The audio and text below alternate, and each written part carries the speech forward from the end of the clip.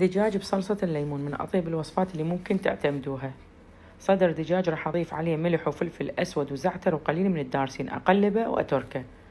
بمقلاة على النار ضفت زيت زيتون قليل، وصدر الدجاج راح أغطيه بطحين من الجهتين وراح أقليه بالمقلاة لحد ما يتحمر عندي على الوجهين. راح أرفعه من المقلاة. بنفس المقلاة راح أضيف مكعب زبد، وأضيف راس بصل شرايح وفصين ثوم وأحمسهم. أضيف فطر فرش وأحمسه. أضيف كوب مي وعلبة كريمة طبخ وعصير نصف ليمونة ومعدن وسمة ثوم ناعم. بعدها راح أضيف نصف ملعقة أكل نشا، أحلها بمي دافي وأضيفها وأضبط الملح والفلفل، وتصير عندي الصلصة جاهزة. أرجع صدر الدجاج وأضيف شرحات من الليمون بهالشكل هذا، وأخلي صدر الدجاج ياخذ من نكهة الصلصة والليمون ويكون جاهز عندي.